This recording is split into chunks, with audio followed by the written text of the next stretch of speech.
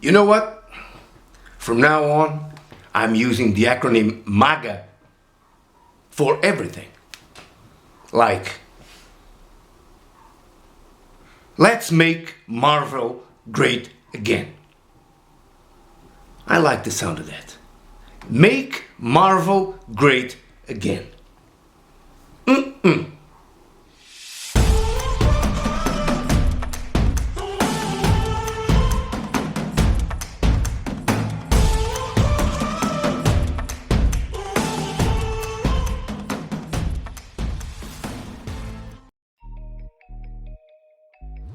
All right, welcome back. As you can see from behind me, those are several hundred comic books. Yeah,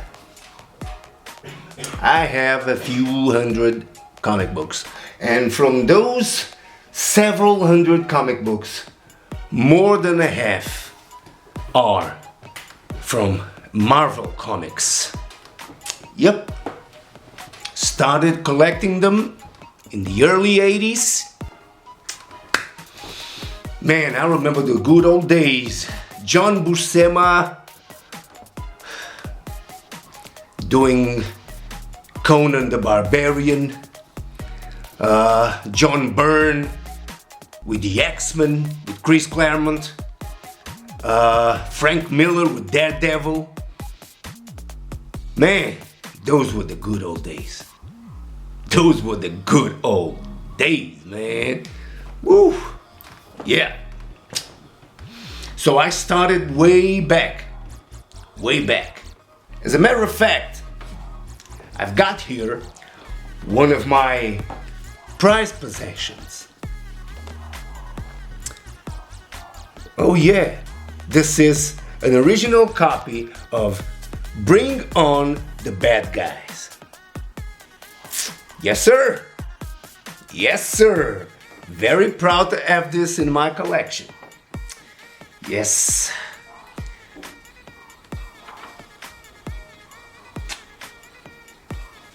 Amazing. Amazing. 1976. Yep.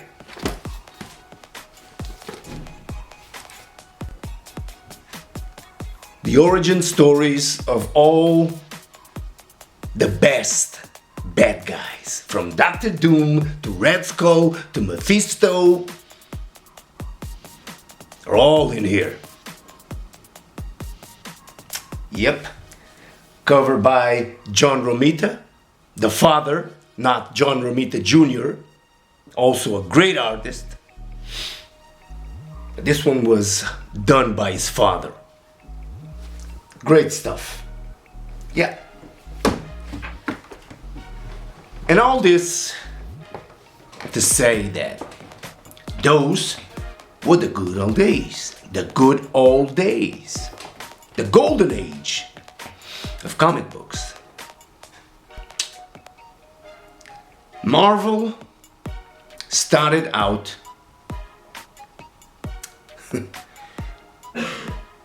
in the movie business very carefully.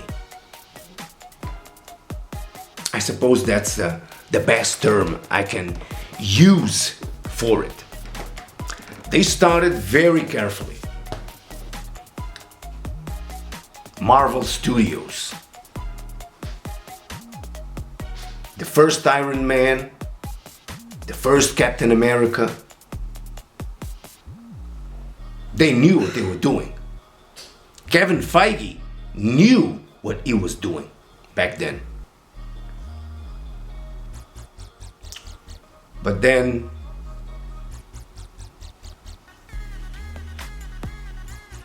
success put him on the radar of bigger fish like Disney, and they ended up being bought by the Mickey Mouse house, and things took a turn for the worse. Until the end of the Infinity Gauntlet saga, things were more or less controlled. Kevin Feige could control everything, more or less. After that, total kaput.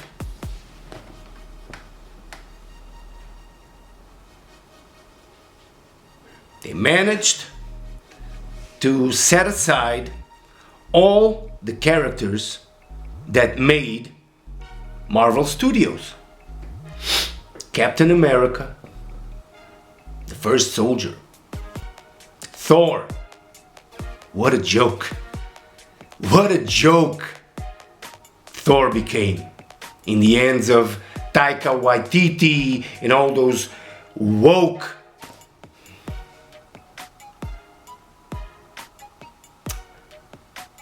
I have to refrain myself from using strong language, as you might have noticed. But, yeah. The question is, will Marvel Studios survive without Cap, without Iron Man, without Thor, without Black Panther? Because there's no Black Panther now. They are turning all those major characters, the characters that built Marvel Studios, they're turning them into female characters. And it's been, Jesus, to say the least, a sorry spectacle. To say the least. Without those core characters. The ones that built Marvel Studios in the first place. They're having trouble with all the male characters. Now we know that they're having trouble with Blade. Man, they have a great actor, Mahershala Ali. They got Mahershala Ali. This is a guy who has won the Oscar. Oh man, are you just effing kidding me? They got this guy to play Blade.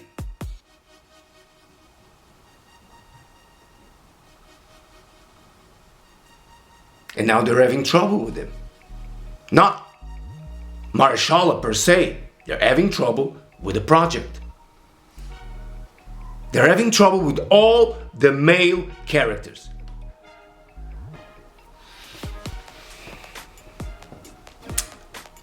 Yep. But this is not just a Marvel Studios problem. It's a Disney company problem. Because all the rest of the Disney projects outside of the Marvel Studios are flopping. Look at Star Wars. Jesus. How could have they messed up that one? How? They went out of their way to ruin Star Wars. And then the fans are the toxic ones because they're loyal to the core of the series. They're toxic.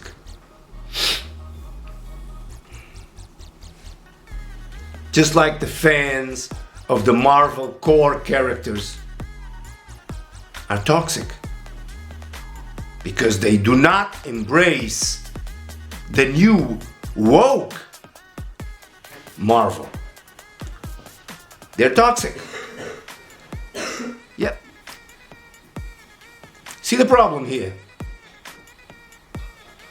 The problem is not Marvel. The problem is not Lucasfilm. The problem is Disney. And they are facing their own turmoil. They just fired their CEO. Bob Iger came back to sort of put the house in order. There's been some rumors that he's getting ready to sell the company to Amazon.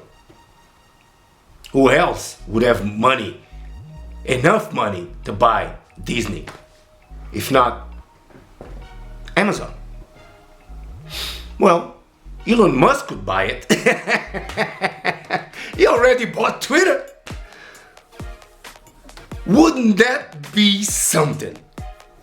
What if Elon Musk bought Disney? God, that would be awesome. Awesome. But okay, let's not lose focus of the real issue here. The real issue here and the real question, the one I'm putting to you guys is, can Marvel Studios survive without their core characters? Iron Man, Captain America, Thor, Hulk, Spider-Man.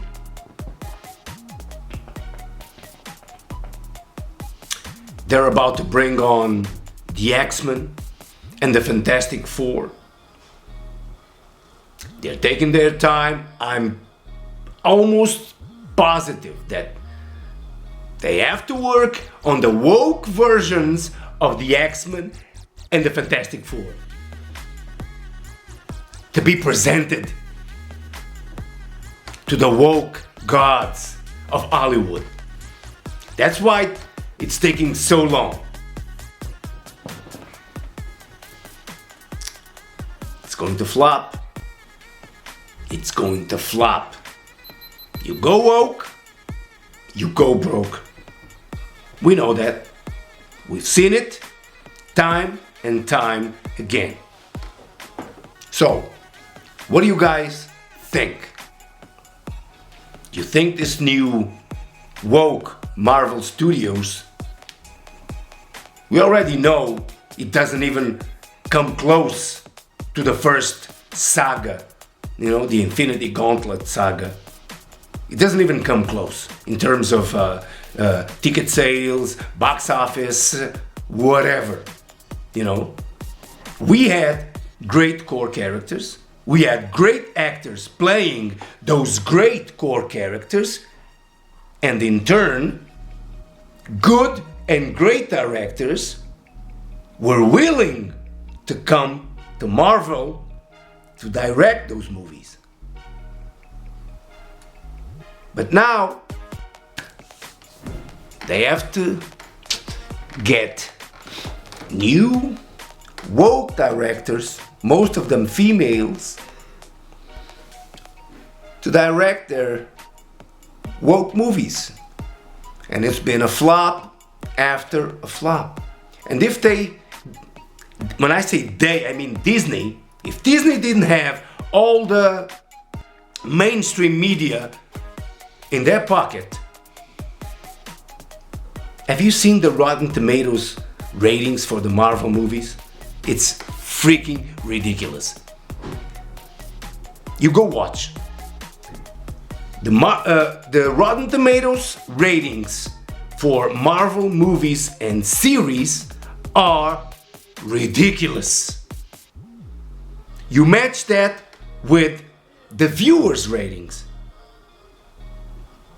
and it's like insane. Stupidly insane.